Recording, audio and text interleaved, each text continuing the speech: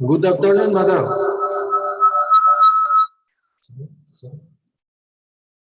Good afternoon.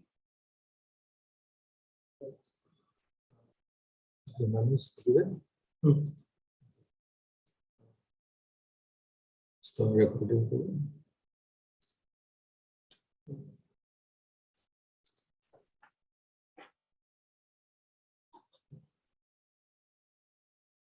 Okay, Srijit, you can start now. I think. Hello, sir. You can start. Okay, fine, sir. Let me start now.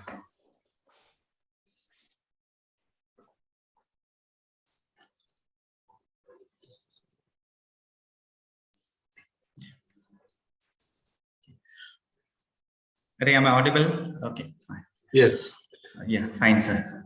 A very good afternoon to Dr. Rukmitata ma'am, and a pleasant morning to my dear participants. Myself, Dr. Srijit, and I'll be coordinating this session. A warm welcome to all for the last day of the GIAN course entitled Advanced Permanent Magnet Machine Drive Technologies for Transport Electrification and Renewable Energy. For the past 4 days, we have had interesting and informative lectures from Dr. Rukmitata ma'am from UNSW, Dr. L.C. Saikia sir from NIT Silchar, and Dr. Clay Chu from UNSW. There were a lot of sessions on introduction to EV drives and renewable energy challenges, a refresher on electromagnetics, a session on permanent magnetic machine and its control, and there were a few tutorial sessions on for the benefits of the participants, namely machine design fundamentals and the simulation of PMSM drive. Hope all these sessions have given enough information to the participants so that they can utilize those concepts in their work.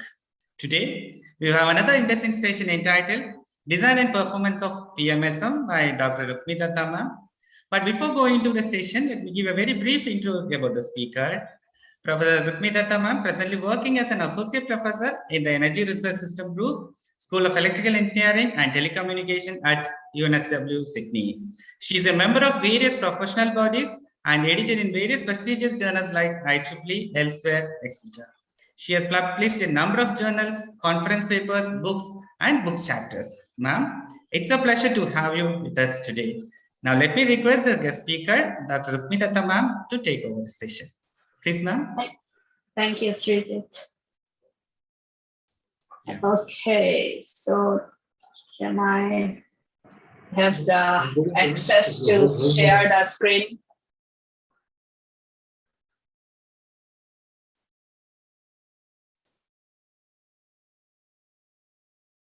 Thank you. So let me start sharing my screen.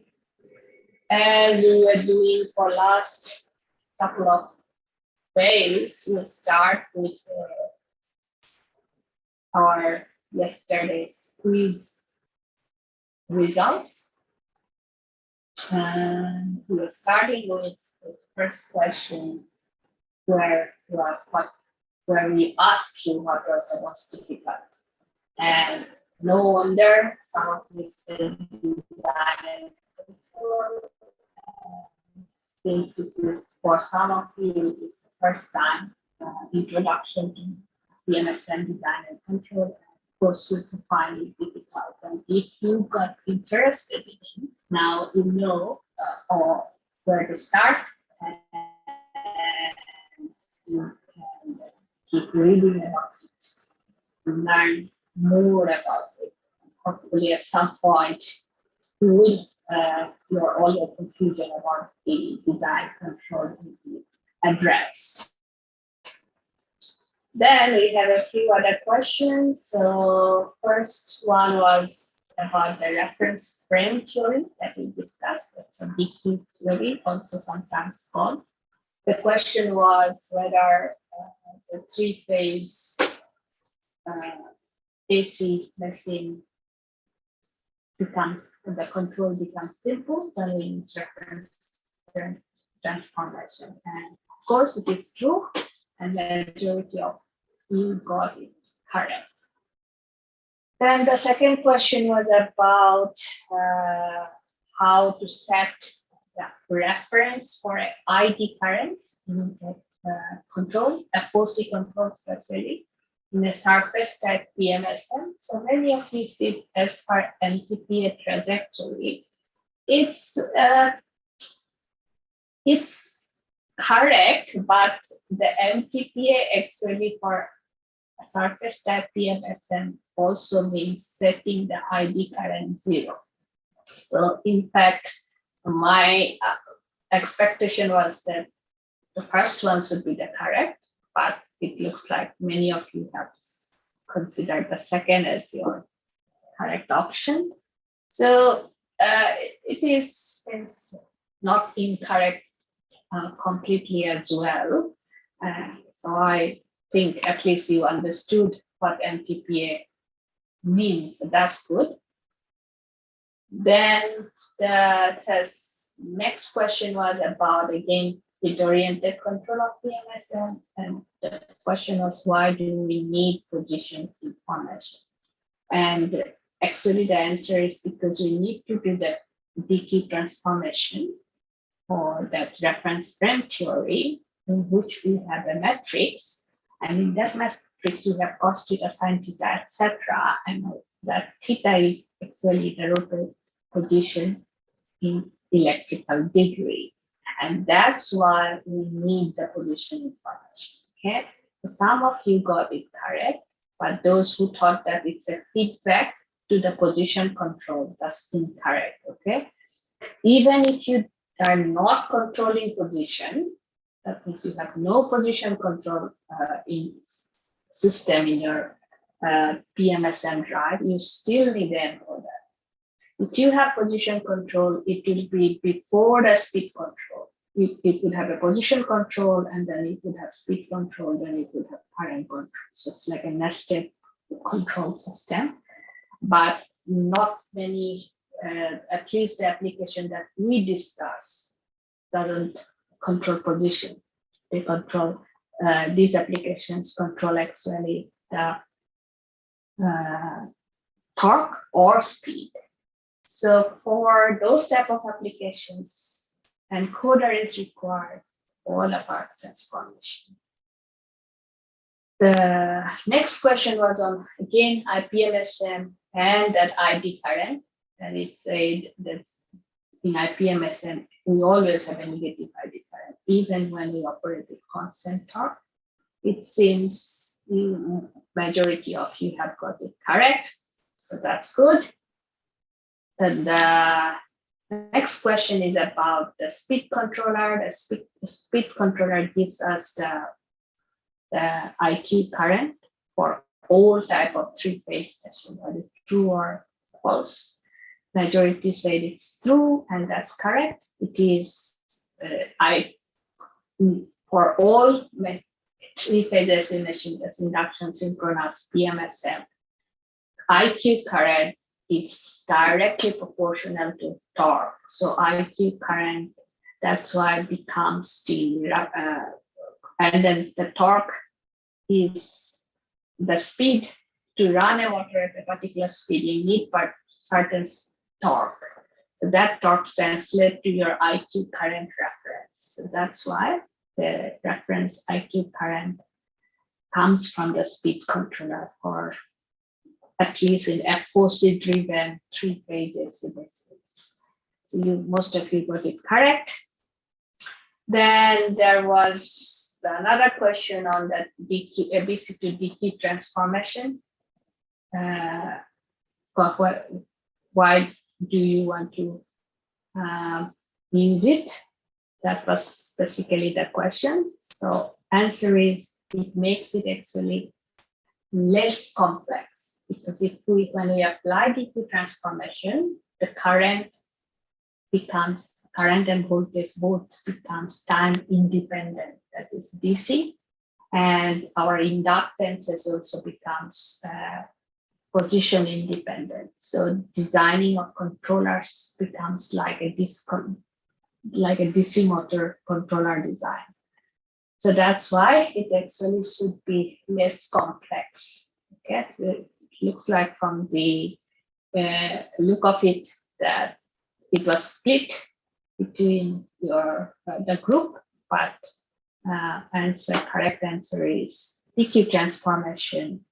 Although from first look may you think that it is just making things complicated, but when you design controllers, it actually makes life easier.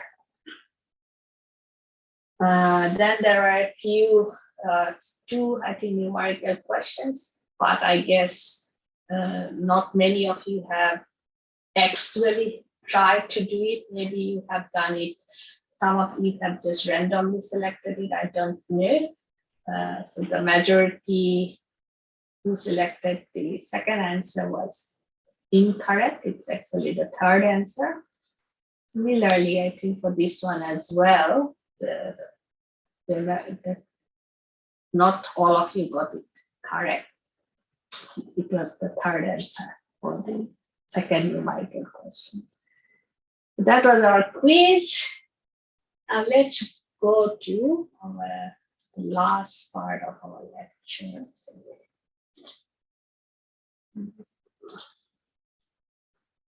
Hope you can see my PowerPoint slides.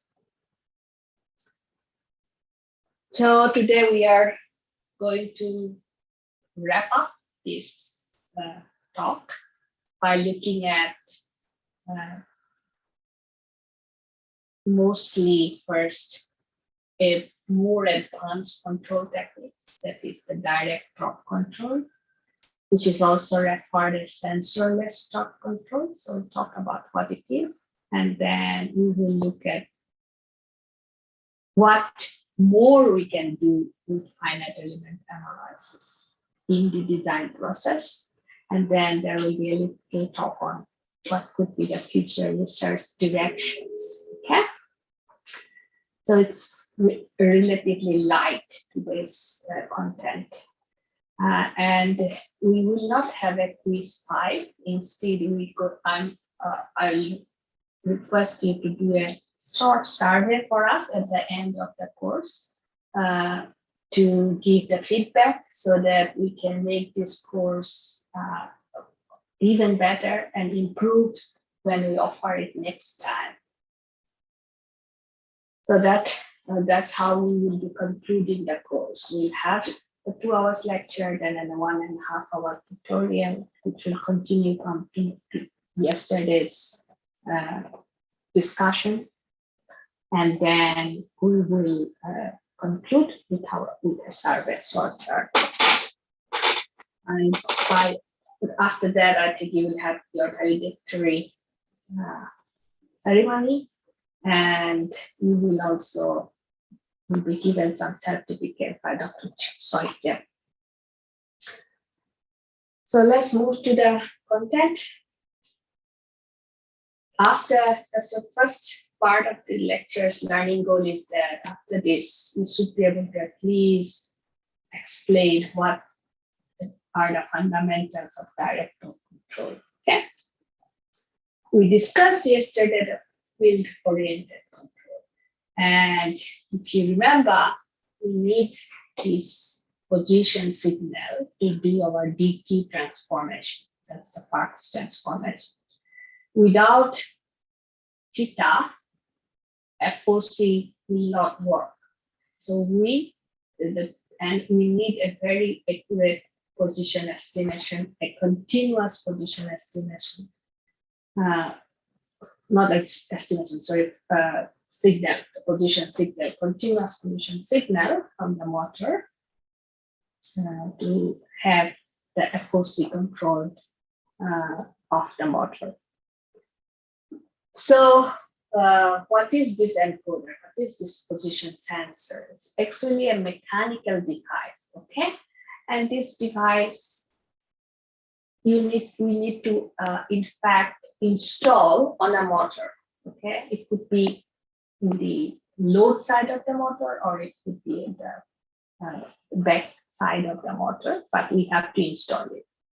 However, we should note that since it's a mechanical device which is sensing where our D-axis, that means the magnet's midpoint is, and then how it is moving. So that's what it is measuring, right, as our position.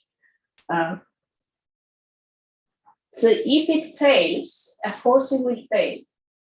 So, and it can fail since it's a mechanical device. So that's why encoders are considered as a weak link in your drive system. And in some other applications where we have very limited space to install our motor drive, we may not have enough space for an encoder. Okay? So if we don't have encoder, then how can we run FOC? And if encoder fails, then control will stop, and then it could be a disaster for applications such as the EV or electrical aircraft. You can't imagine if your motor stopped working, what will happen in the mid of the road or in the mid sky. So that's why we need an alternative control, which can be which may not need encoder at all. And that motivated to develop some new type of controls. One of them was direct torque control, or DTC in short form. The advantage of the direct torque control is that we do all our control in the stationary reference frame.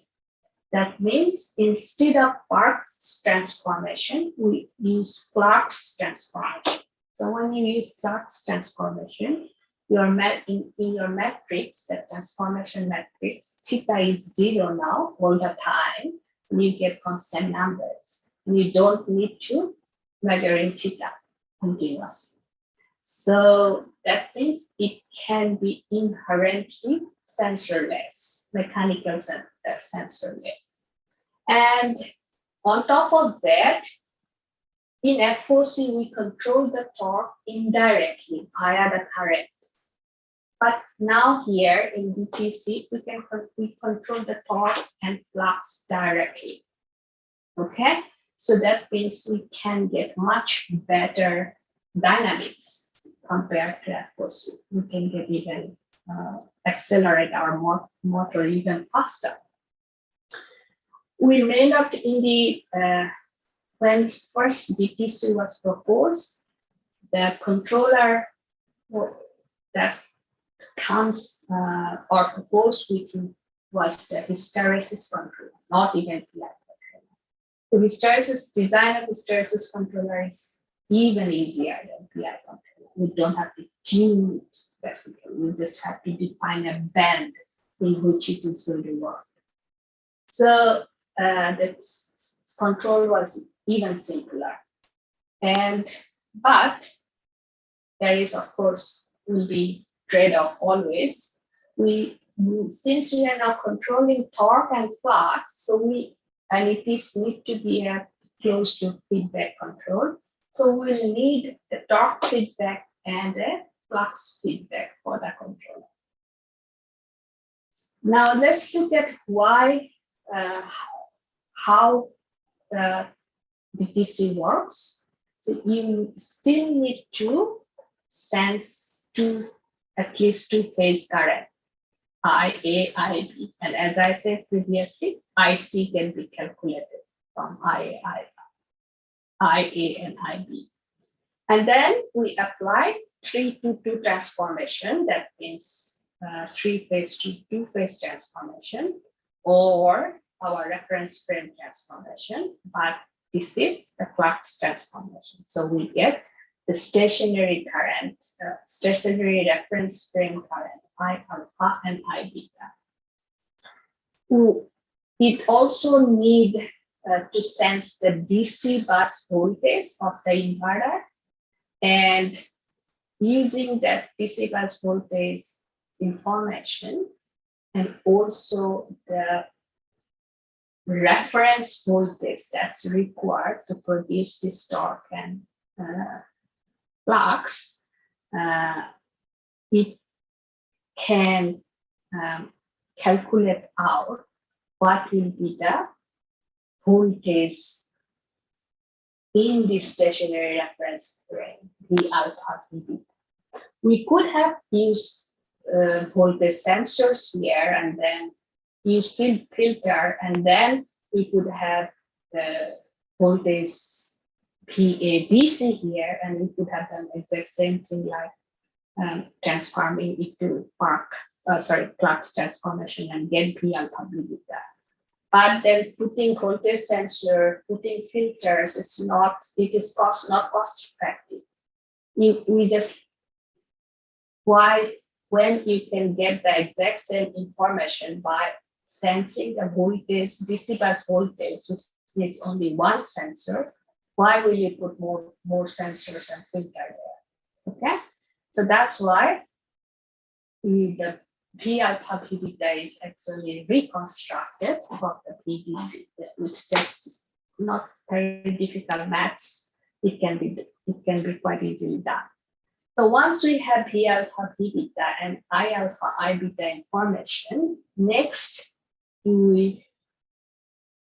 from the very simple relation of voltage and flux linkage, in fact, we can calculate out what is the flux linkage alpha in the alpha axis and flux linkage in the beta axis.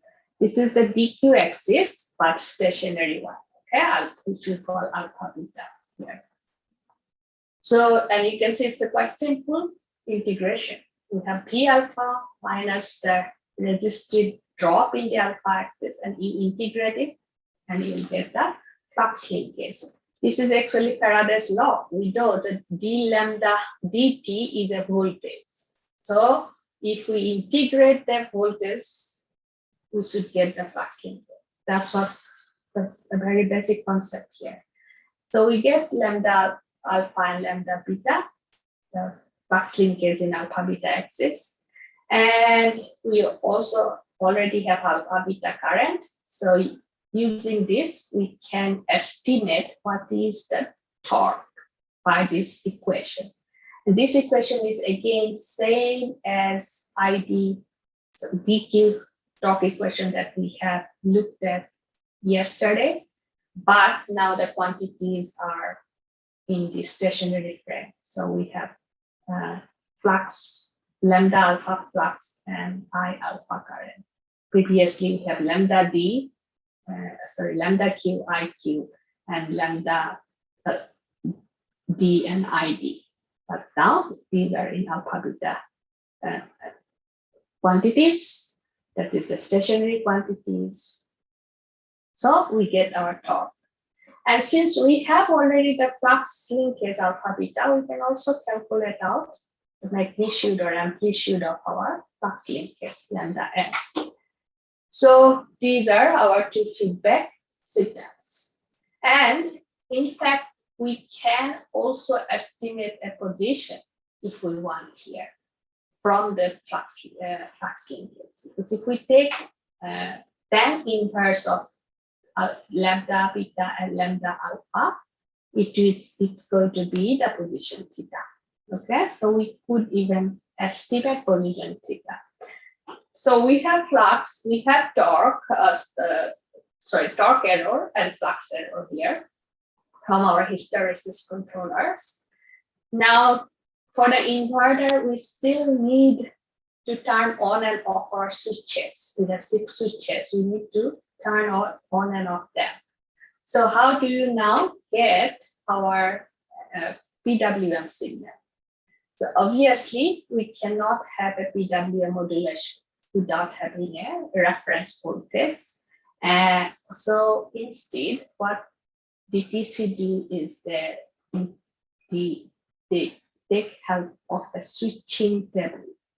So where does this switching table concept comes from? It is not very, again, difficult to understand, especially those who are familiar with power electronics. We will understand it if you know space vector modulation. So for those who are not familiar with space vector modulation, what it is that, as you know, we have 6 switches, and those, based on how those switches are on and off, it produces a voltage factor or a space factor. And if you remember this, when the space factor or space voltage factor is the factor which includes all three phases together. That if you remember the rotating magnetic field, the rotating magnetic field will give us a voltage, right? So that as that flux and that voltage both can be thought of like a factor, space factor, which rotates in the space. So that's voltage factor will be certain voltage factor will be induced or will be produced at the output of the inverter, depending on which combination of switch are on. For example, if all of our bottom switches are all of our bottom switches are off, then it gives us a 0 voltage, okay, at the output of the inverter. Similarly, if all our top switches are on, then also it's going to give us a 0 voltage, okay? So these two 0 voltages we can thought of like at the center of the alpha beta plane. But all other combination going to give us a non-zero space factor. So for example, if the switch number 1, 4, and 2 are on, then we will get a space factor V1. If switch number 1, 3, and 2 are on, then we will get space factor 2, and so on. Okay, so we get total 8 space factor, out of which 6 are non-zero and 2 are zeros. The zero vector sits here, non-zero vectors are distributed can be distributed into a hexagon. So in space factor modulation, what you do is that if you have a voltage reference, then that voltage reference, you look at where it is. So this hexagon can be divided into 6 sectors based on that sector, based on where your voltage reference is, which that theta, that's what you have estimated previously. So this theta can tell us where our voltage space factor is located. So based on that theta position, we can also know where our voltage reference is. Let's say our voltage reference is in sector 1. The sector 1 means from between 0 to 30 degrees. The angle is, if the angle is between 0 to 30 degrees, and that means the voltage reference is in the sector 1. And then that voltage reference can be decomposed into 2 components, which is along the V1 space vector and V2 space vector. And as space vector modulation actually simply there are certain standard formulas which we can calculate out how long the voltage vector V1 need to be on and how long voltage vector V2 need to be on to produce this V reference. And so that's how it decides which these 3 switch, how long they need to be on, and these 2 switch, how long they need to be on, okay? Best for it to create your voltage reference. So that's the principle of space factor modulation. However, DTC doesn't use actual space factor modulation. Instead, it takes help of it, but it produces a switching table. Okay, a switching table, something similar to this one. So where it comes from, that we have to go back to our fundamental torque equation.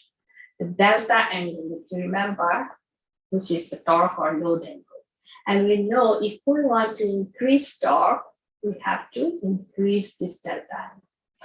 Now, so what does increase of delta angle actually means in terms of in terms of our phasor? That's our voltage phasor, right? Which is also your space vector, okay, PSL. So this voltage phasor, increase of delta means it will move that way, right? And decrease will move in the opposite direction, decrease of delta will.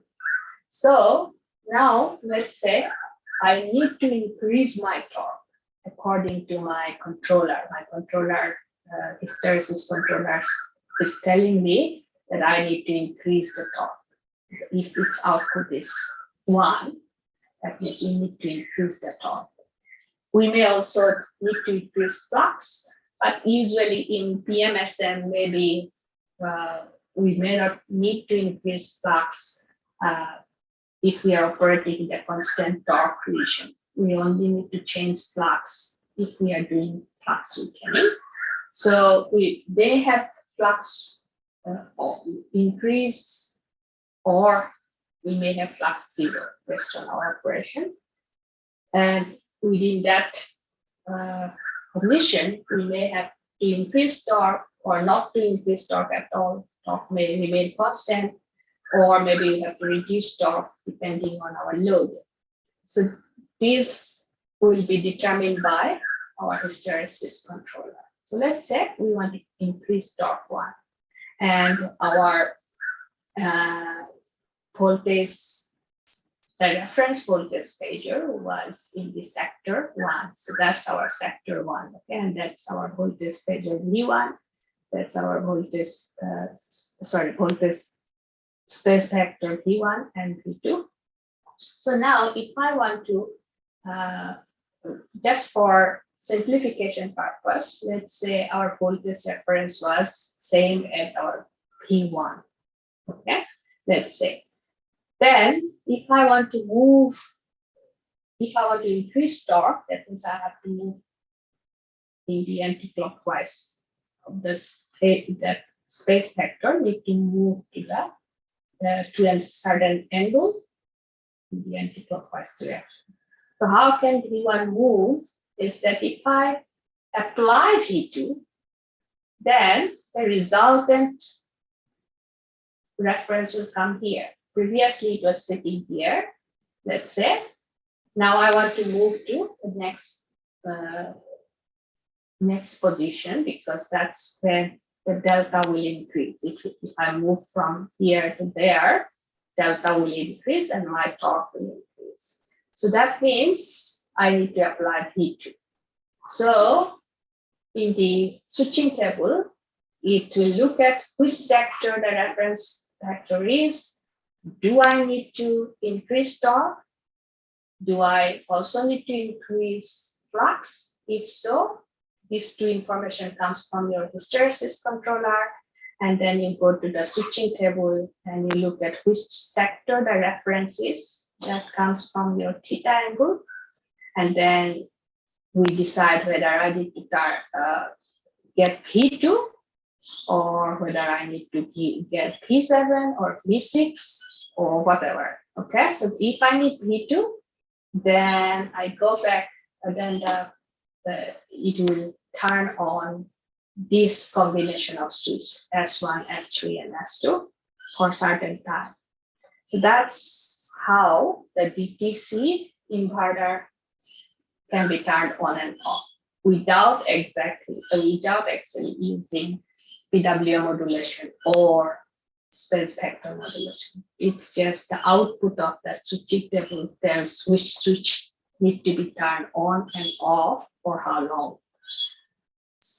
And that's good, that's simple and very easy to implement in a microprocessor. Actually, this type of switching table implementation takes very little memory, so a very cheap microprocessor can also do the task. If you want PWM generation, it actually, the microprocessor needs to have certain memory, certain capability. Whereas for switching table, it's very, very little. So DTC, that's why, is also a cheap method to implement in a motor drive, cost-effective method. But, and in fact, there's quite a lot of research has been done because of its advantage. So in fact, all the trajectories that we discussed last time, that is maximum torque per ampere trajectory or flux weakening, all those also can be, in fact, obtained using DTC. But we just look at those trajectory in the plan of torque versus flux, instead of looking at them in the ID and IQ plan. Previously, if you remember, we have circles, we have ellipse, and then we have some trajectories in the ID-IQ plan. All those trajectories can be transferred to torque and flux plan, and then those trajectories, of course, we will have some odd shape here, but they in fact represent the exact same thing what we get in the FOC. And so we can find that same point A where MTPA trajectory operates at the maximum current or rated current at the rated speed or base speed. So we can find this point also in MTPA, in DTC. So all this can be done in DTC.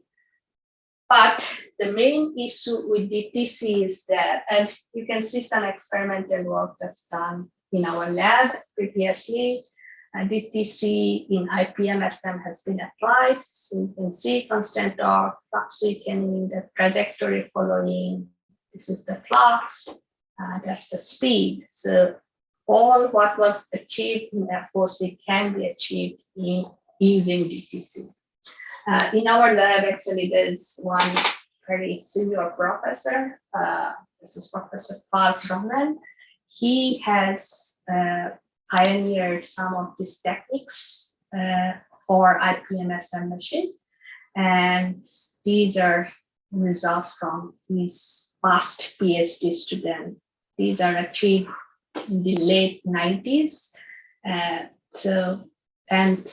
when he is considered as one of the pioneers for DTC in IPM-SM machine.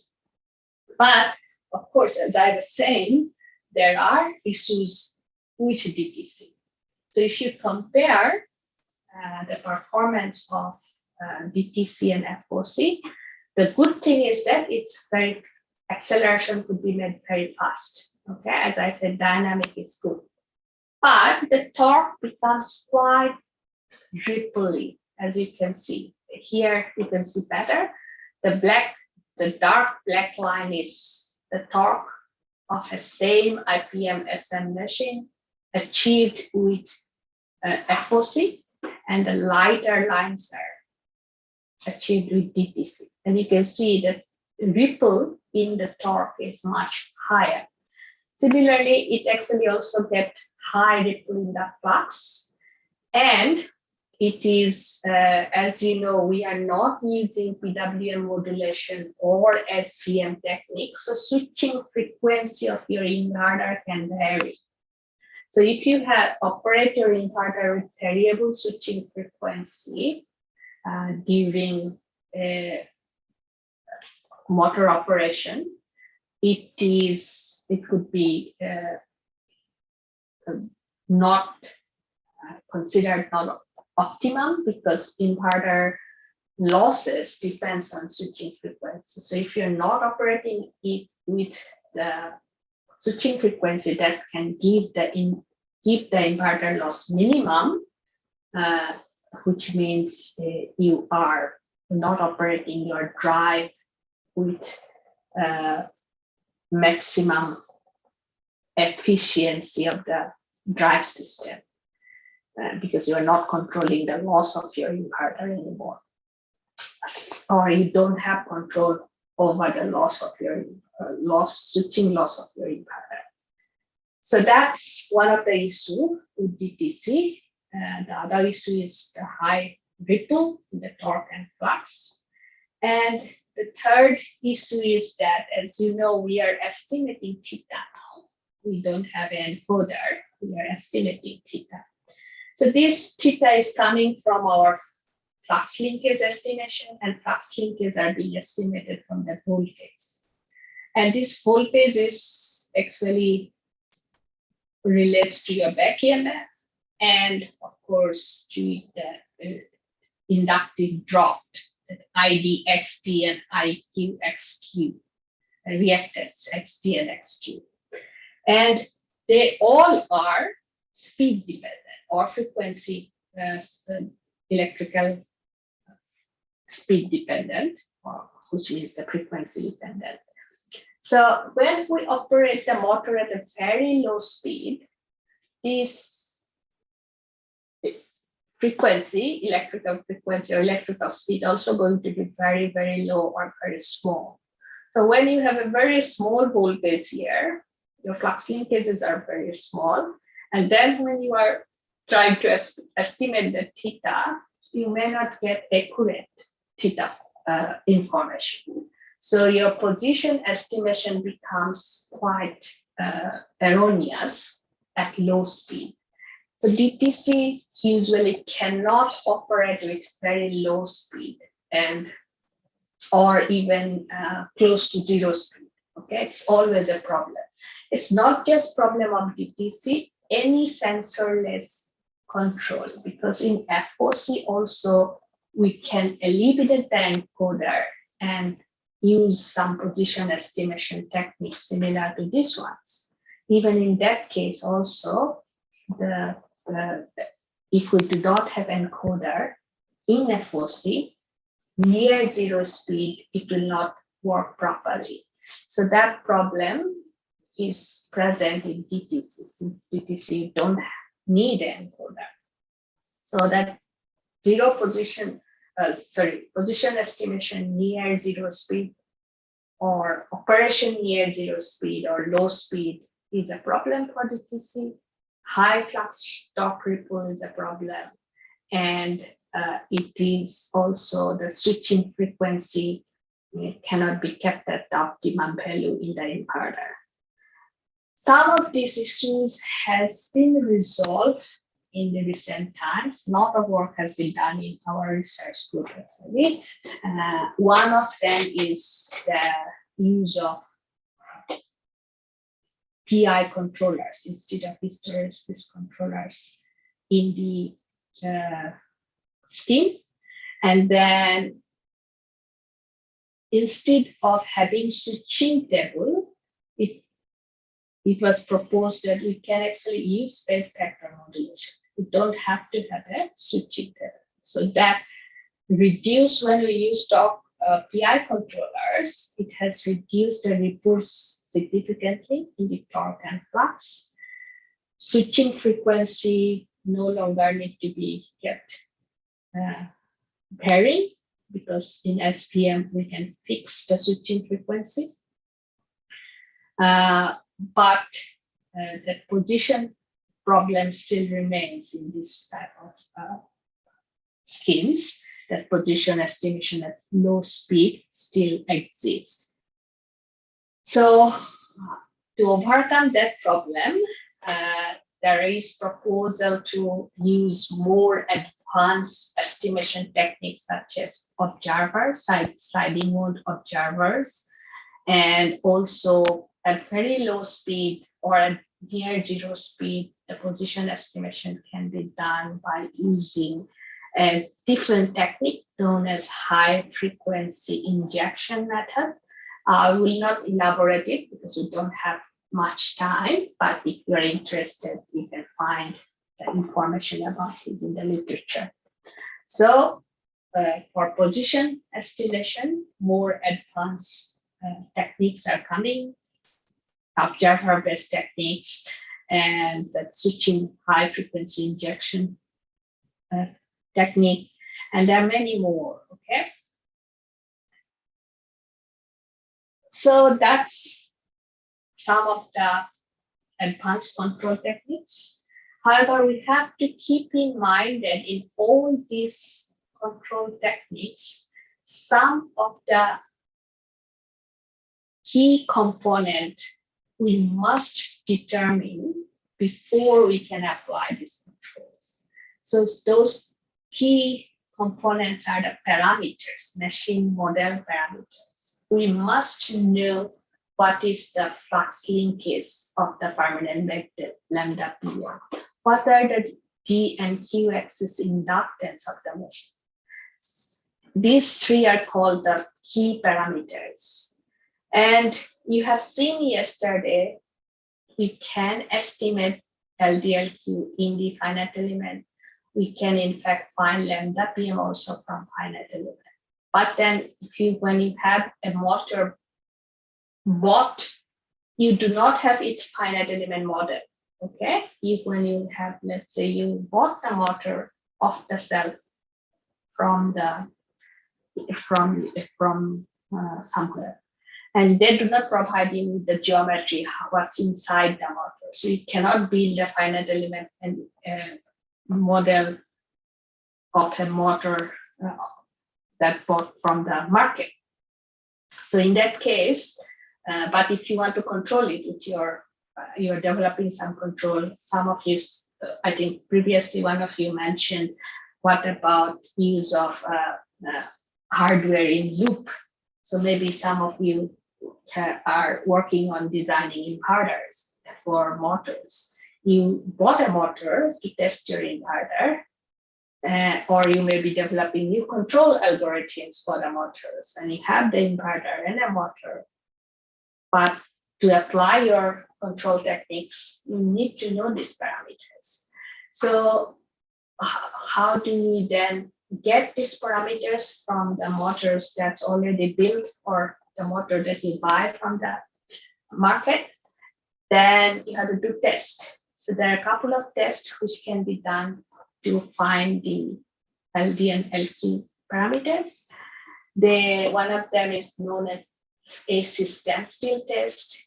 Other one is called flux linkage standstill test. The first one is actually in the IEEE's recommended standard. And the but again, IEEE's PMSM standard is still actually not a completely approved document. It is a document working on document. So that's why the research community or the industry hasn't actually settled yet that AC standstill test is the best test to find inductance.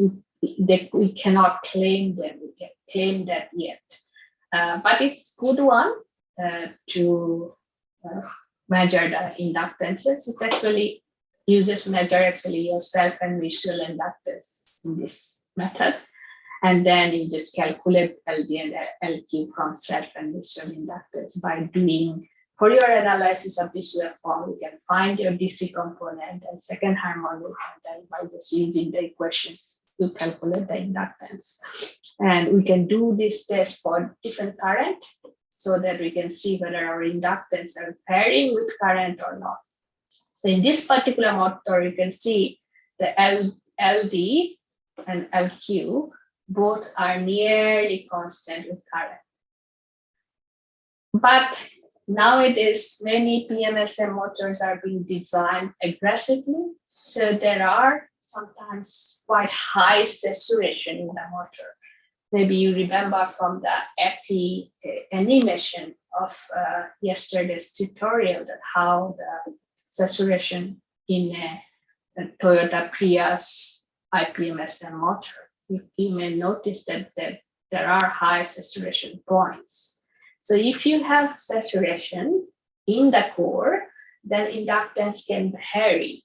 Okay, your even LDLQ inductances can vary. This second method actually gives you LDLQ straight away. You don't need to measure self and visual inductance.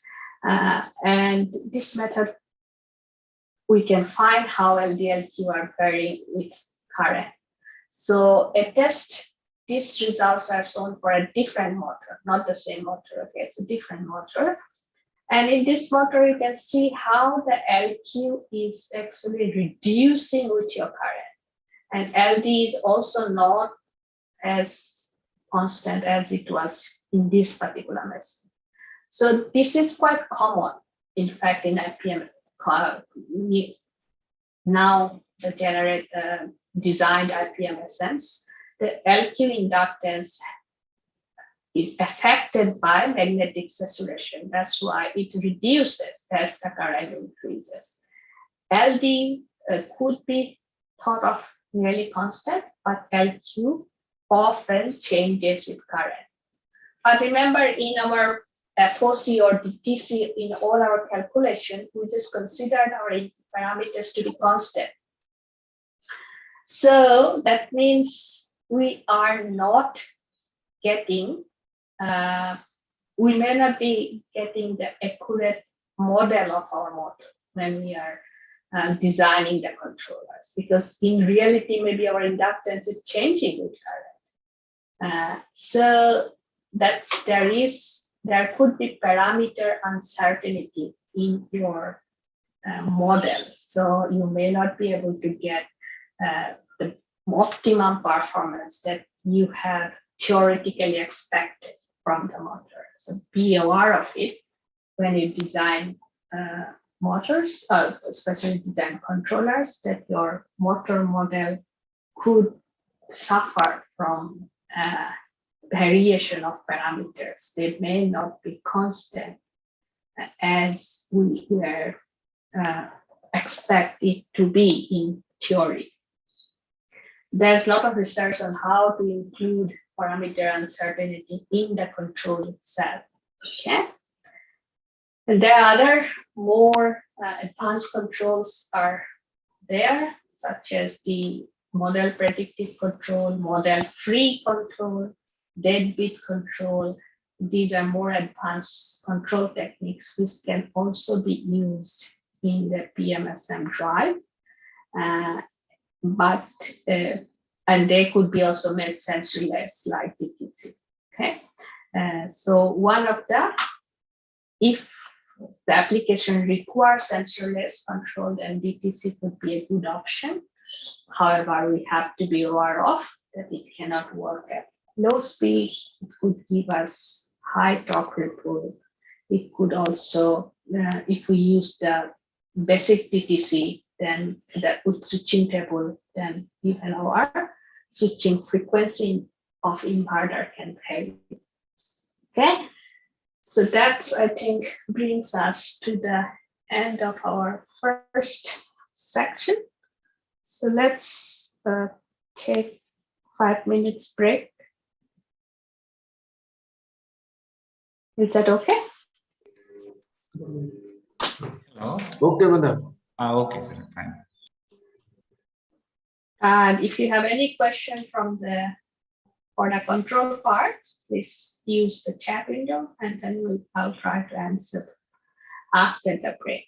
So now time, I think in India, what's the time there? 11:20? Yeah, 11:20. Okay, let's come back at 11:25 then. Is it okay? Yeah, fine, ma'am. All right, so we'll be back at 11:25.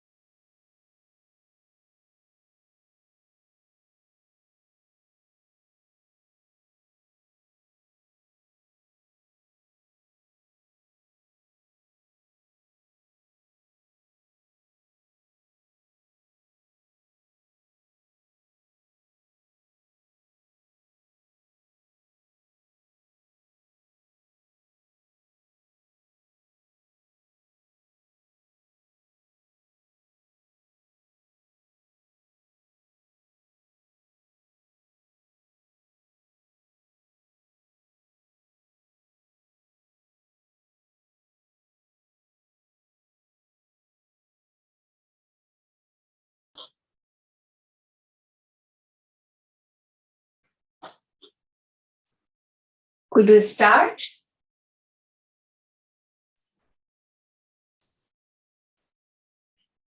Yeah, ma'am. Well, we can start. And there was one question in chat box also, ma'am. There's one question.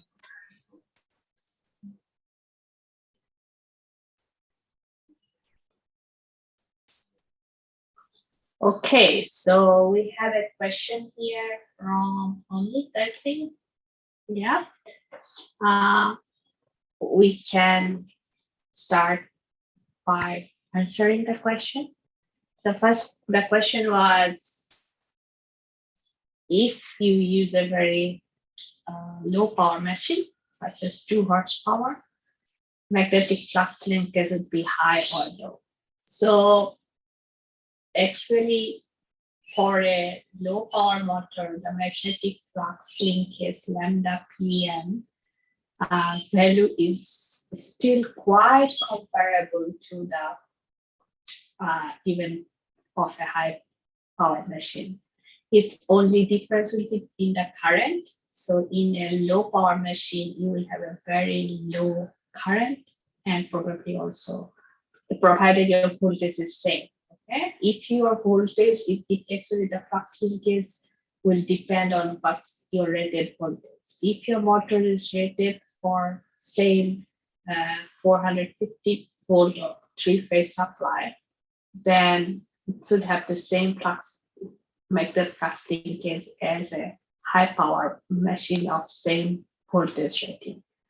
But if it is rated for 24 volt or 12 volt, something like that, very small motors, especially BLDCs, some of them are rated for low DC voltage.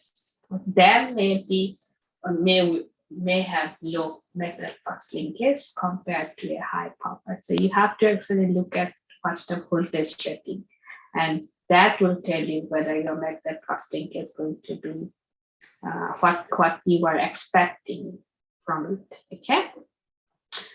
And you can always find very easily magnetic flux linkage of a motor. If you bought a 2 horsepower motor, if you couple it with, let's say, another DC motor, and then you run it, this your small motor, measure its output.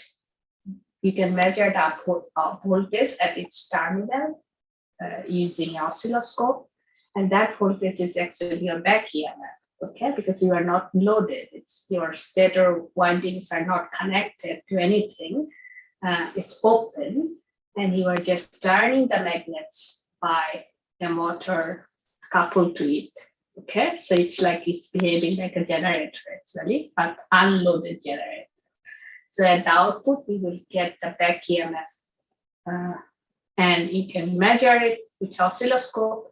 And if your waveform is not nice sinusoid, then you can do a Fourier analysis of that waveform, the fundamental of the Fourier component, divided by the speed at which you have turned the motor, electrical speed, you will get the lambda PM.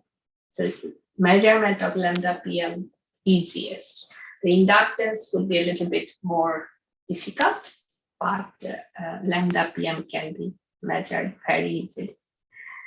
So now coming to the SVM. So SVM, if you want to know more about it, really, it could be another course, yes, because that's what a lot of things about you can understand. But I'm just going to talk a little bit briefly again. Going back to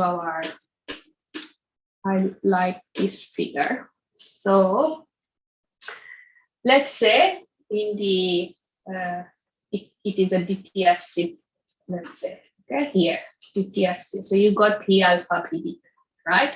So this P alpha, P beta, we can convert back to a reference voltage by doing a inverse Flux transformation. So if you do inverse Flux transformation, we'll get A, PA, PB, PC, okay? Or we can find or we can use P alpha, P beta as it is. for the SPM. So now, if we have the PABC voltage, it will be translated to a space factor. Okay, or if it is P alpha B beta, if you find a magnitude, it will give you what's the reference voltage magnitude, P reference. Okay, and you can also find by taking the ratio, you can find where your P reference is, the angle. Okay, so by looking at this angle and looking at the magnitude, or by knowing the magnitude and the angle, we will immediately know the angle will tell us which sector we are. Okay, in this hexagon diagram, which sector we are, and amplitude of the voltage vector, space vector, will tell us how much the voltage we need to apply. Now, we are going to turn on and off our switches in the inverter. So, and how long we need to turn on and off them. In sine PWM, those who know PWM, you compare your sine waveform with a modulating signal, high frequency signal of triangular waveform. And then in that comparison, if your sine waveform is magnitude is lower than your triangular waveform, then you get your pulse, low pass pulse. And if it is higher, you get the on pulse. So on and off pulses for the switches comes. But now in SPM, we do not need to compare our reference signal to a modulating signal. Instead, we simply get our amplitude, so we know what should be our magnitude of the voltage I need to apply. And then I need to determine now how long the switches need to be turned on and off. So for that, we first find which sector it is, and then we decompose the reference voltage into the nearest two space vectors. So let's say in this case, it was in sector 1. So it is decomposed to along the space vector P1 and space vector P2. And then the magnitude will tell us how long what should be the magnitude of P1 and what should be the magnitude for P2 and how long it need to be, P1 need to be, how long the switches need to be turned on and off to get this magnitude of P1. So we look at P1. So we know now switch S1, S4, and S2 need to be turned on, but how long they need to be turned on will be decided by what is the required magnitude for P1 from this decomposition. And then we can calculate out this time, T1. Okay, and that T1 time will translate to the on time for these switches. So we can also find similarly T2, and that will tell us how long the V2, this P2 factor need to be turned on, P2 need to be there. That means these three switches, how long they need to be turned on. So that's the basic of space vector modulation. How to calculate T1, T2, there are standard formulas, so you can use that. If you have access to Simulink and Simscape library, they already have space vector modulation or space vector generator. So you can open them up and can look inside it, how they are calculated. And exact same calculation is actually used in the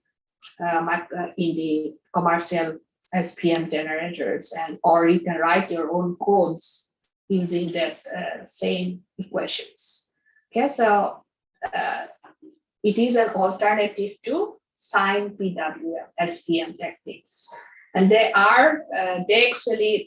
SPM actually provides more DC bus utilization compared to sine wave PWM. That's why modern drives prefers to use SPM rather than sine PWM. So it's getting quite standard now in drive to have SPM. Okay, so you can read about it. There's quite a lot of literature available. So hopefully I have answered your question, Amit. Thanks for the question. Also for other participants, please don't feel shy and ask questions. We may finish a little bit early today, so if we have time, I will open it for a question and answer session for you. Okay. Let's go back to the next half. Next half is we're just going to look at what more we can do in the in our FE software. Okay. So as you have seen in the tutorials, how we can build a motor in the FE software, the geometry, how you can apply or solve it, and then look at its electromagnetic performance. You have seen a demonstration during the tutorial. But that's the motor is already designed, right? And you are just only investigating its electromagnetic performance. If you need to do if you have to design something new, you will be, as we discussed previously, you'll be using the analytical equation such as sizing equation. First, you will find your main dimensions, and then you will build your geometry in the finite element, and you will look at its performance. If you do that, you have just one design, and you are not even sure whether it is the best optimum design or not for that topology.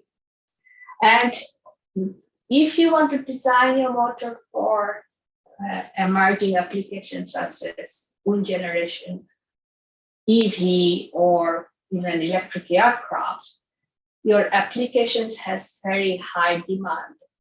It will already tell you what is the power, speed, torque it needs. It already told you what's your constraint, how much space you have, how big you can make your motor, or how small it has to be. It also will tell you about how harsh the environment is, whether you need to cool the motor aggressively or not. There could be also performance goals, such as your motor must be 95% efficient. You must have only 5% torque ripple. Your motor cannot be higher than certain amount of cost.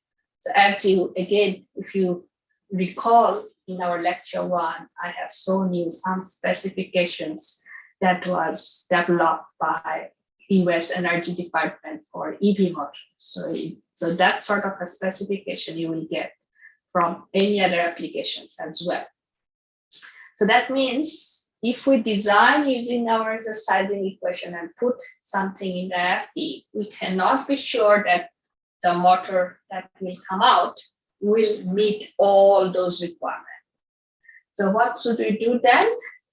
We have to optimize the design, using it like a multi-objective optimization problem. And after that, also, we may have to look at whether the optimization will maybe give us a result, but then we have to also assess it. Is it mechanically robust enough? Is it manufacturable? We may also even have to look at whether it is thermodynamically feasible or not. Okay, so how to do those type of optimization and performance analysis brings us to a process which is shown here. So first one was that you use the sizing equation, build a motor, and that's all. Okay, and then whether that motor will give us best performance or not, you will never know. You may do some trial and error, and then maybe at the end you'll get a better motor, but never guaranteed. And there could also be like in this type of, if we do that in a method like what I described, you may need to also have very good experience, like which one is like, if we use sizing equation, then we need to know beforehand what electrical loading will be practical, what magnetic loading will be practical. So we already decide this too. Power is given by our application, and we just simply find out the size, the length, and the diameter. And then we just put it maybe in a FE model and check the performance. But that, as I said, it didn't guarantee that it's going to give us our objective, our optimum motor. So we have to look now our motor design as an optimization problem.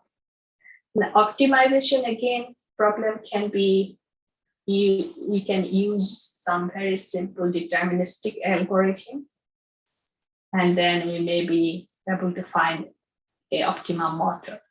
But this type of a deterministic simple algorithms are not actually useful for motor design, even though they could be simple and time saver.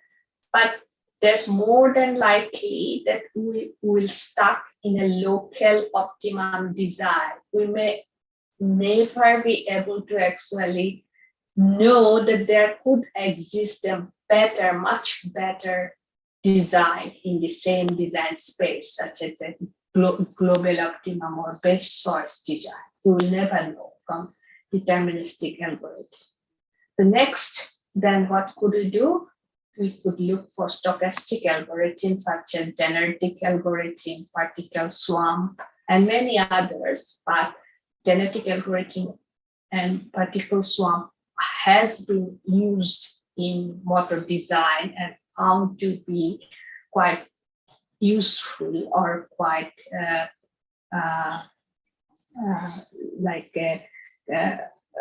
compatible with motor design. Okay, so these two, that's why more popular among motor designers or the electric machine designers as a stochastic algorithm.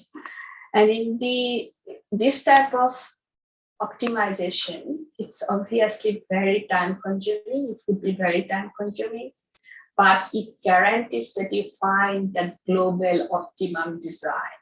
So that's its advantage. Now, how, like, let's say you have used this genetic algorithm, but we have to now evaluate to find that, to ensure that the design that it is giving us is the global optimum. So how do we evaluate it? How do you performance evaluate it to make sure that the output design is the global optimum? So that means we do not just have to perform the genetic algorithm or particle swarm type optimization algorithm. We have to examine each and every candidate that is suggested by GIAN or particle swarm to see whether its performance meets the requirement or not. So how do we evaluate the performance? We could use analytical models for analytical calculation and equations. If it's a simple motor topology, maybe that is okay to use analytical tool because it is time saver. But if you have complex design, your requirement is also quite high demand, efficiency, saturation, etc., very highly constrained, and then your design is also going to be very complex, then the analytical models of machine may not be good enough or accurate enough.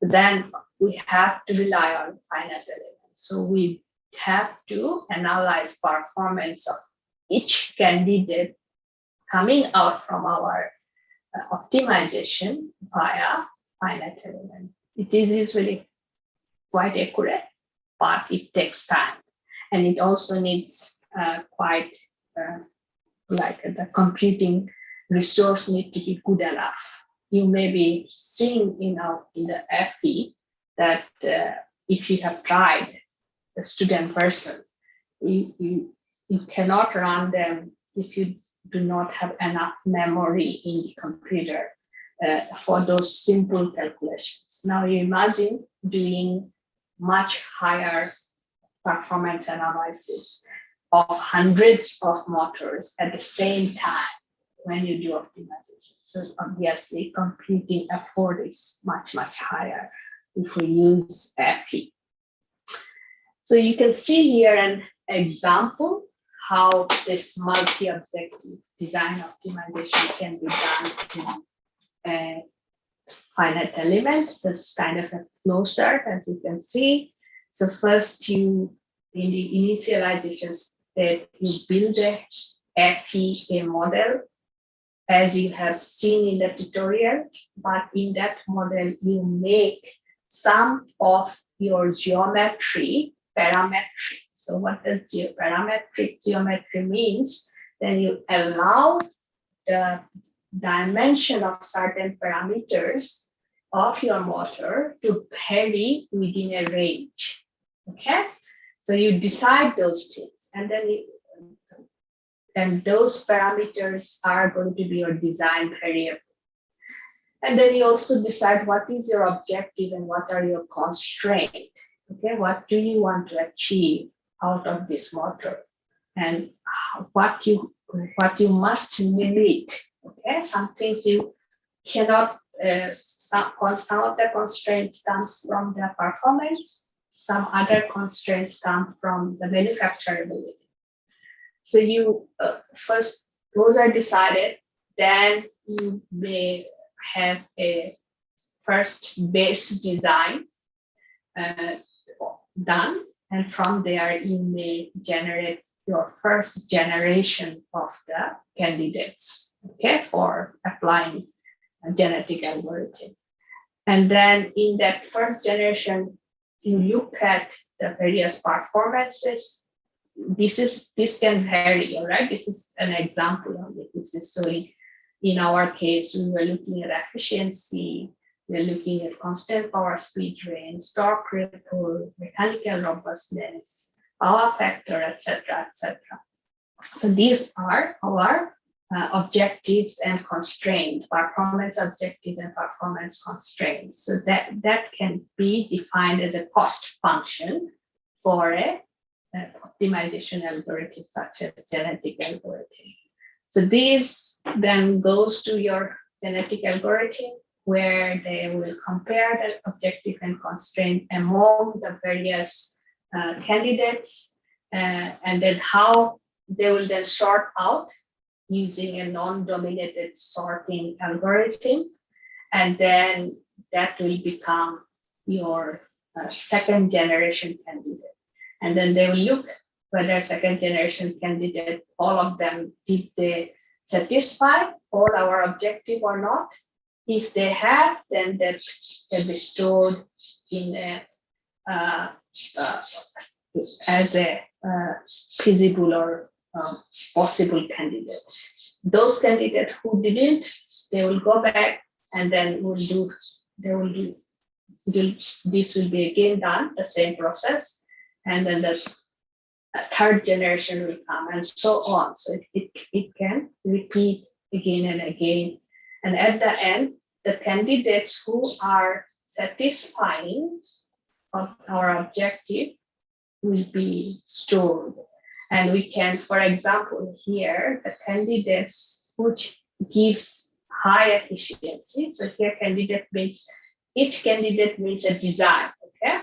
It could be a design of a certain IPMSF, all right, with different dimensions or different variation in its magnet topology or something. So in this some of these candidates, they can give you all these candidates, like as you can see, we are looking at efficiency versus the saliency ratio in this particular case. So saliency, why we are looking at saliency? Because saliency ratio means the LQ inductance over LV inductance, okay? And that ratio in fact tells us whether there will be good amount of reluctance torque or not in an IPMSM machine. So in this particular case, the candidates were, the performance of the candidate were compared against efficiency and saliency. So some of the candidates which can give very high efficiency, but their saliency was very low. So that means this, if we select a motor from here, it may give us good efficiency, but we will not take help of the reluctance torque much. Whereas if we select the design from in this region, maybe the saliency is good, but efficiency is relatively poor. So we can decide what we want, which candidate we want. We may select something from here that which has both high efficiency and high saliency. So that will depend on your requirement from the application, which candidate you want to select from out of these possible candidates, which are satisfying all other performance requirements. So that's an example, and this is called multi-objective because you have two objectives here: maximize saliency and maximize efficiency. So that's why this is a multi-objective optimization.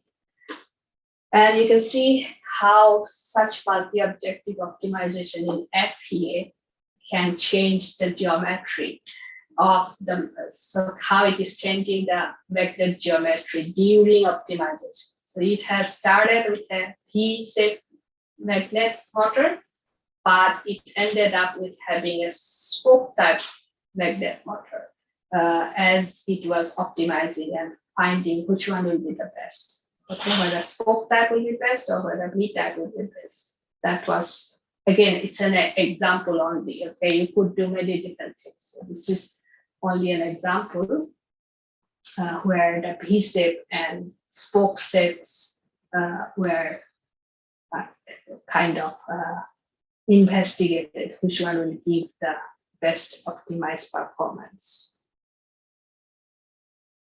As this is I already talked about, so that's similar way what we have seen in the previous case, that is efficiency by saliency. Here in this case, the different type of IPMSM machine, their performance or cost versus efficiency was compared. Okay, here efficiency was shown as a 1 over efficiency.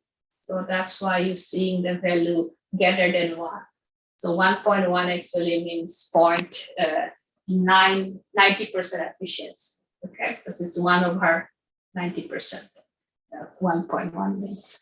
So that was why, I don't know, the one of our other PhD student, when he did this, I think to see, or he wanted to have the clear picture. That's why, and by putting inverse of the efficiency actually helps to visualize it better. So that's why he used it as a 1 over efficiency, but you don't have to, okay? Or it's not some common standard. This just, in this particular case, it was done like this way. So here, what they're doing is comparing different type of IPMSM machine came out from optimization. These all small dots or circles actually represents one design, okay, IPMSM design, which has been evaluated in the finite element. And those who are giving feasible results are what you are seeing here in the Pareto format. So this one, this side was showing a IPMSM, various IPMSM topology with fractional slot concentrated winding, and this is with distributed winding for the same type of soft topologies. And you can probably clearly see that P-type motor gives you the best efficiency or highest efficiency with the lowest cost in both DW and that is distributed winding and concentrated winding case. So if we're looking for that type of a motor which can give us highest efficiency and lowest cost, then this could be, from this we could decide which motor we want to build. We may, and you can also clearly see that we have more options with FSCW machine compared to DW in the cost efficiency plan. So this type of things also can be found from the optimization. Sometimes optimization, if you have a motor which is designed without any optimization algorithm, and if you apply your optimization method, we can improve the design. So we had a motor in our lab, which was designed long time back without any optimization algorithm. So a student applied that optimization to this motor, and then we built a new optimized motor of the same characteristics, but with 11% higher efficiency, 23% higher torque density. And he was also able to make the motor smaller by reducing magnet volume by 71%, cost reduced by 55%, and total mass also reduced by nearly 60%.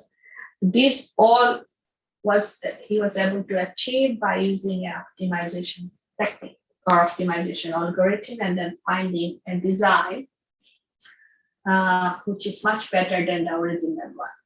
Sometimes optimization can even lead you to new novel design. You can discover the design, which is not previously proposed. And I think this is one of the reasons why we are seeing so many different types of IPMSM topology, because based on the requirement, the optimization algorithms are proposing new designs, and some of them are being built and even used in the EV of many well-known automotive companies. So that is what we discussed so far, was only electromagnetics. Okay, we haven't in those optimization, it was only looking at electromagnetic performance. But when you want to design more aggressively, then you have to in fact consider mechanical and thermal. I think in one of our tutorial, Dr. Clay Chu showed you how mechanical can play a part, mechanical robustness can play a part.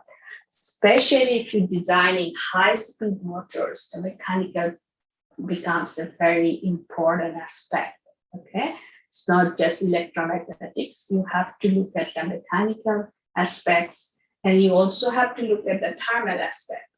So you want to find the design which is not only optimum for electromagnetic performance, but it is also optimum with mechanical performance and thermal performance, or mechanical robustness and best cooling. So if we want to consider all three aspects during the design optimization, it actually becomes a multi-physics optimization.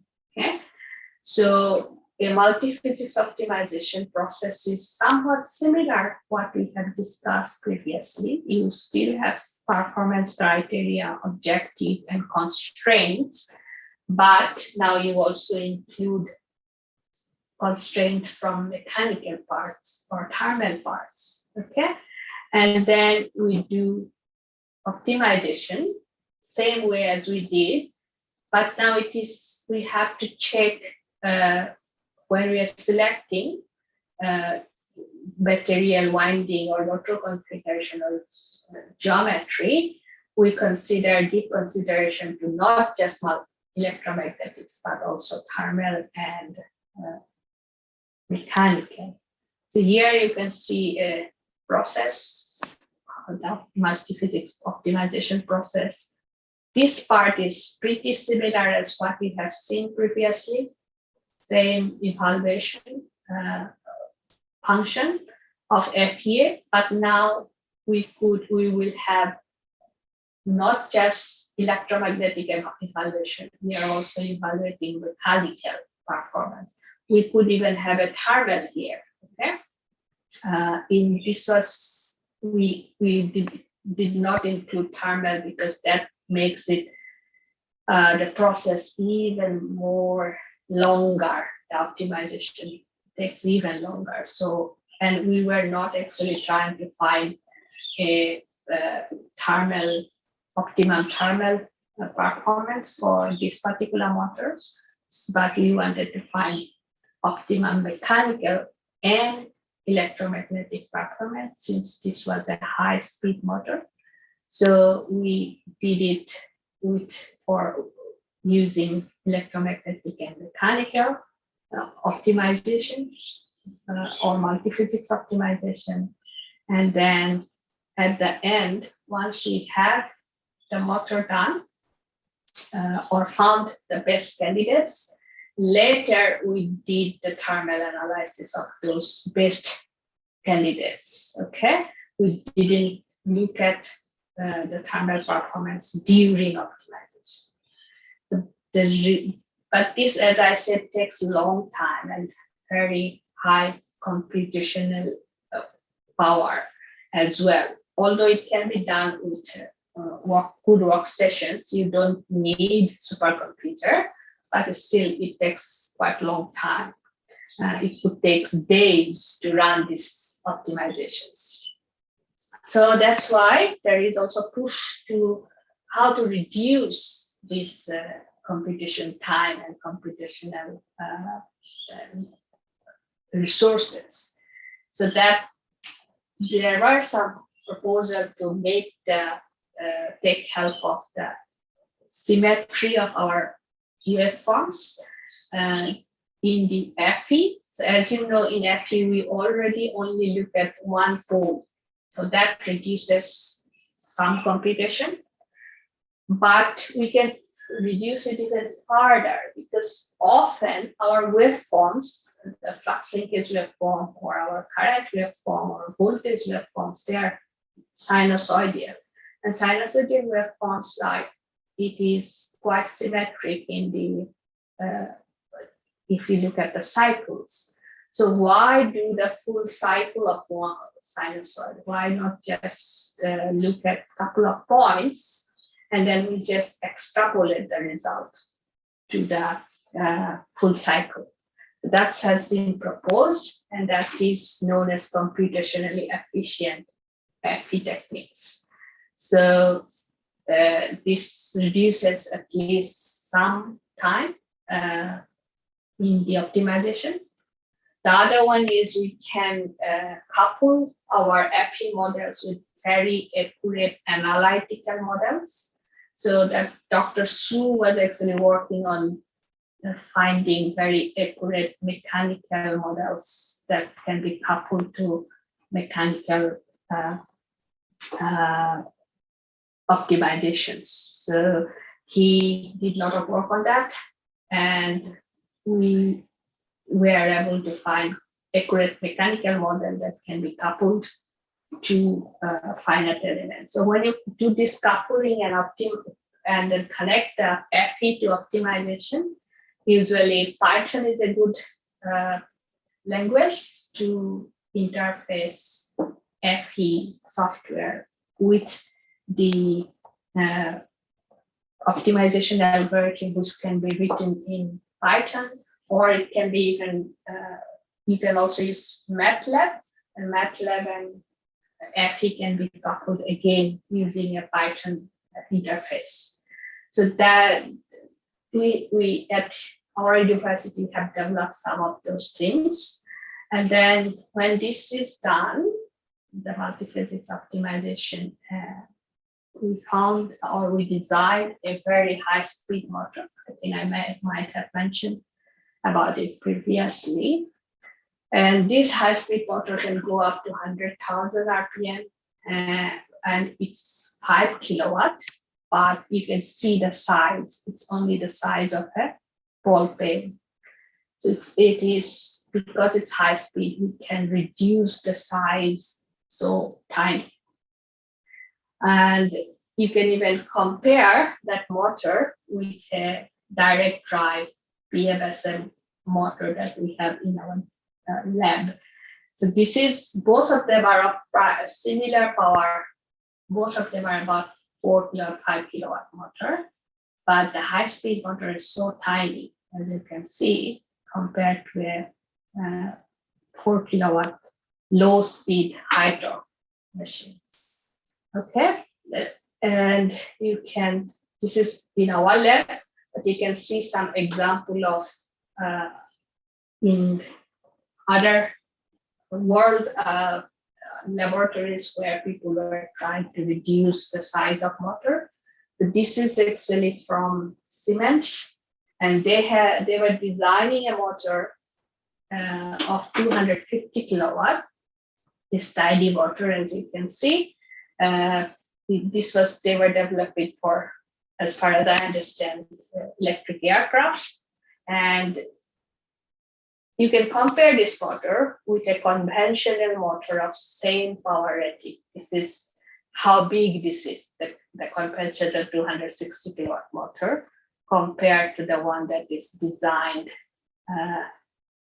for high speed. So these sort of things can be achieved with that finite element optimization and understanding their performance, electromagnetics, as well as mechanical and thermal. So that's a lot about, I have talked about a lot about IPMSM, PMSM, but you should be aware of that there are other type of PM machine also coming up.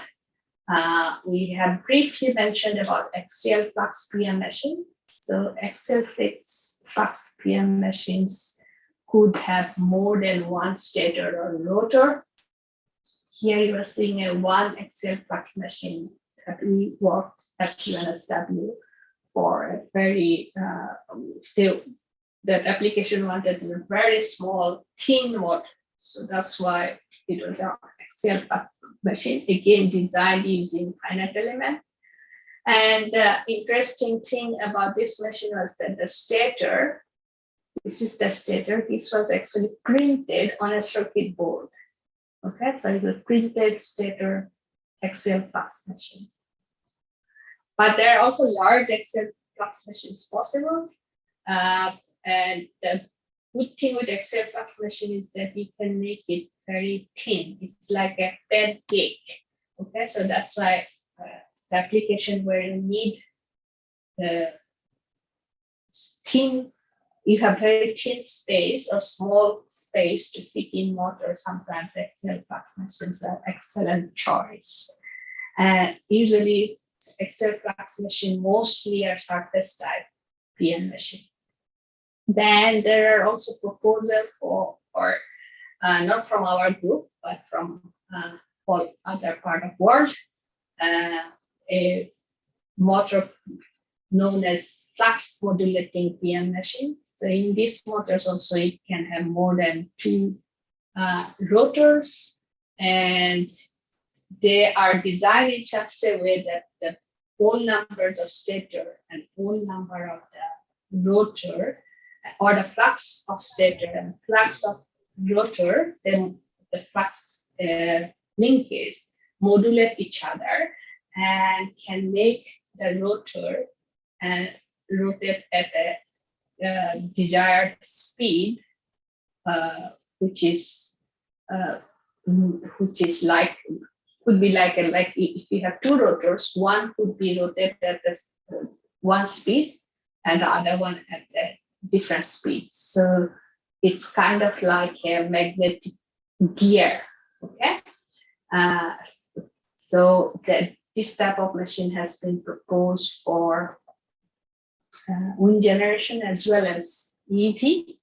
It's not yet, I think, very popular yet because it's very complicated. The electromagnetics itself is very complicated. But there are this type of novel motors being proposed. Then there's some, I might have mentioned this, that flux reversal machine that we can turn on and turn off the magnet or magnetize and demagnetize the motor using stator current. But this type of motor uses a different type of magnet material, that is the alnico, which can be magnetized, demagnetized easily. And then the other one is known as flux switching machine, in which they have magnets and the winding both in the stator, but the rotor is like a reluctance rotor. Okay, so no winding, no magnet, anything in the rotor. So this is the claim is that this type of motor brings the goodness of both reluctance, switch reluctance motor and PM motor together. But there are also a lot of criticism about this motor. So it is yet to be seen whether it will become popular. And then so far we have seen the various type of PM motor, but then even the manufacturing techniques are being looked into. Some of you might have heard about it. It's a new technique of manufacturing is being getting popular. It's known as additive manufacturing or 3D printing. So traditionally, when you make motors, you have to get the electrical steel, you have to cut those electrical steel according to your topology, and then you have to stack them up to build your stator, rotor, insert the winding, etc.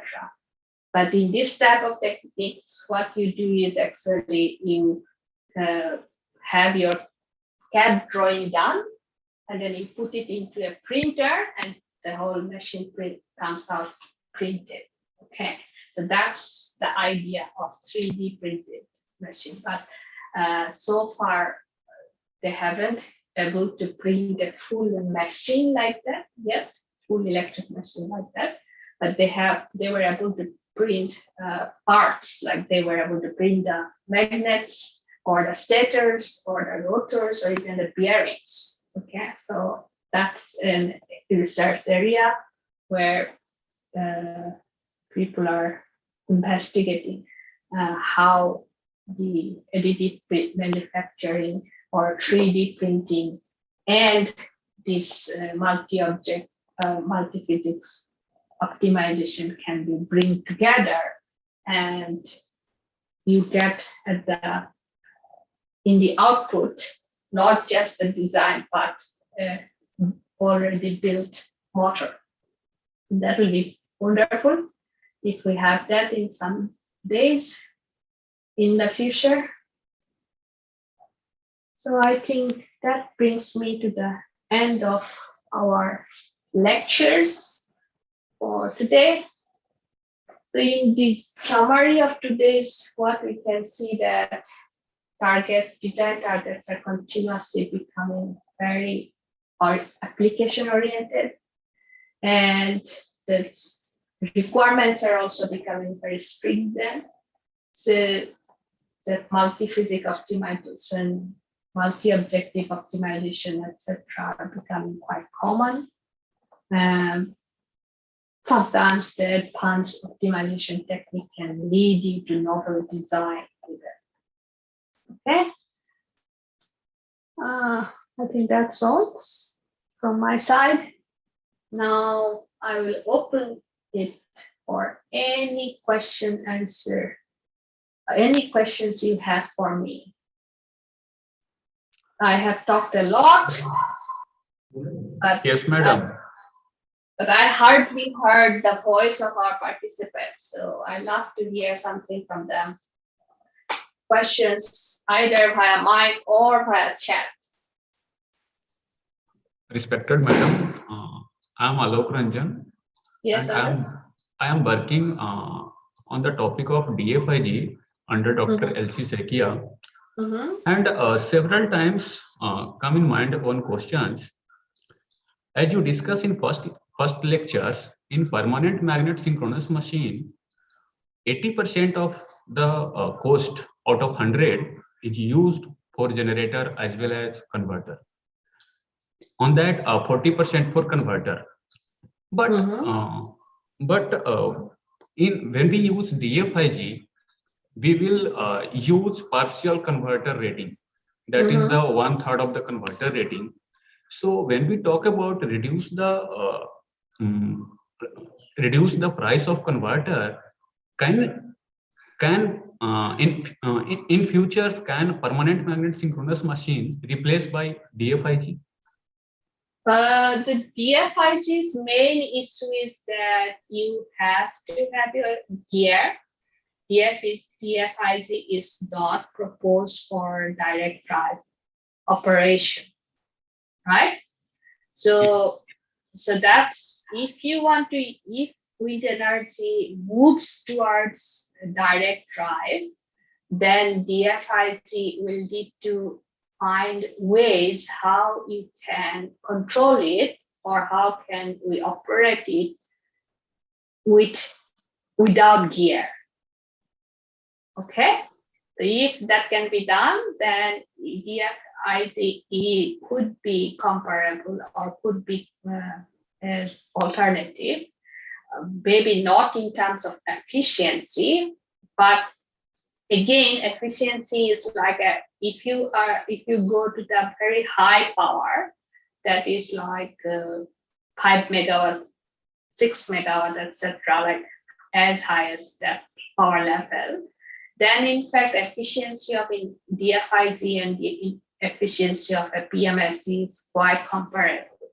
Okay, so PMSC is only winning over DFIG because if you want to operate wind generators without gear.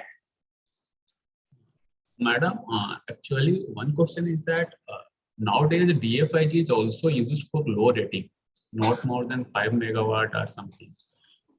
And Yes. one paper I also read before 2 days. That paper's a smart grid renewable energy journals. The paper name is Wind Energy Conversion Systems from Electrical Perspective, a survey that is from University of Sydney, and that mentions the cost of double phase induction machine is less than permanent magnet synchronous machine. I know that DFIG has several DFIG needs gearbox, but it has several advantages. Like a converter rating reduces a straightforward design, no need of permanent magnet synchronous generator, no need of permanent magnets, so cost is reduced, as well as no need of reactive power compensation. These things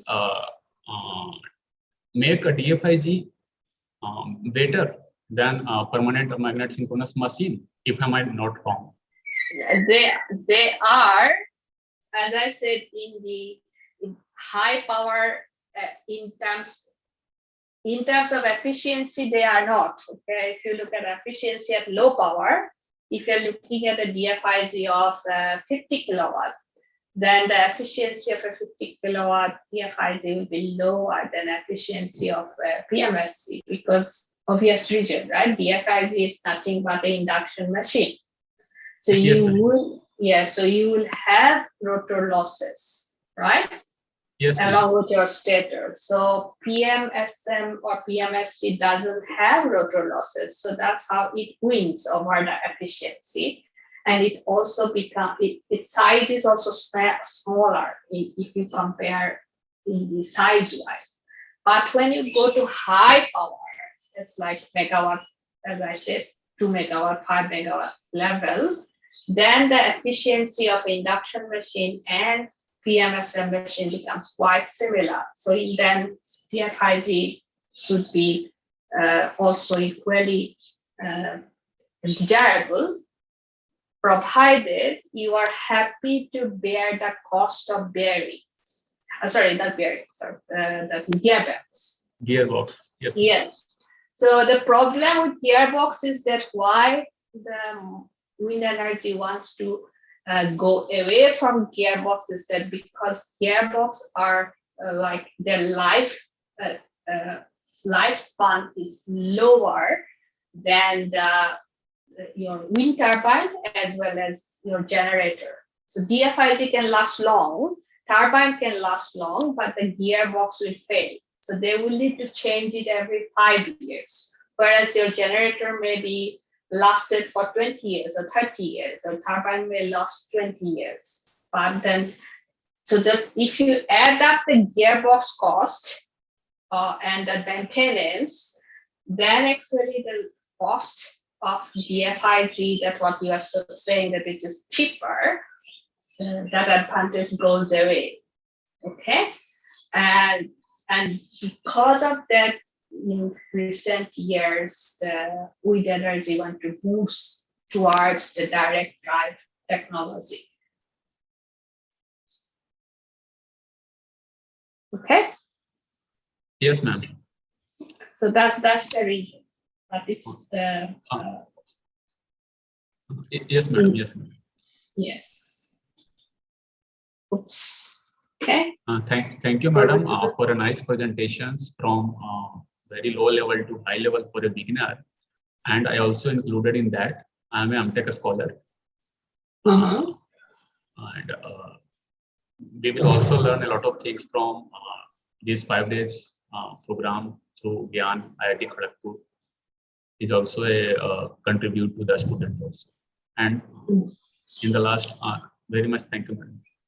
Well, thank you very much for your like if you have learned something, that will be great for our course that we could have contributed to your like learning.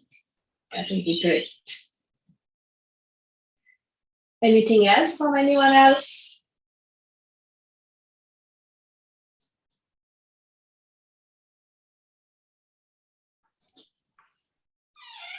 Other participant, is there any question?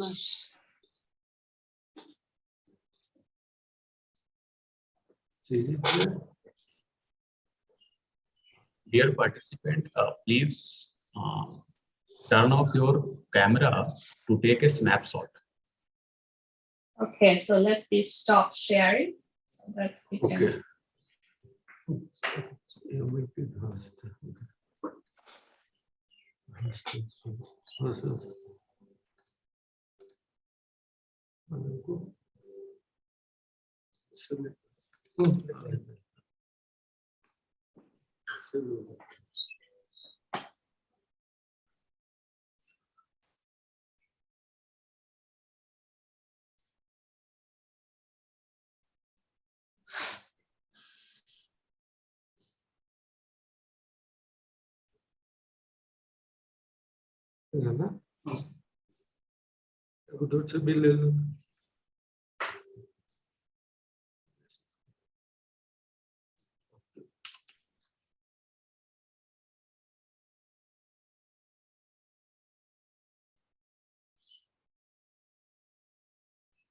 Okay. Yes, madam. What time are we coming back for the last tutorial? We start at 1:30, madam. 1:30, okay. 1:30. So 1:30, that will be 6 p.m. Oh, sorry, 7 p.m. here. Okay. So Mhm. after actually I invited all the guests at 3:30 for valedictory function. All right, so we should finish maybe earlier. We may not need, Yes. I don't know how long, or Yes, could be yes. by, The we participant should, will get, yes. we should finish by 3, before 3:30 for sure. Okay, okay. Mhm, Okay. mhm. Thank Okay, you, madam, for this. thank you. So see you then at 1:30. Okay, madam. Okay, bye for now. Okay, bye. Thank you, ma'am. Thank you, madam.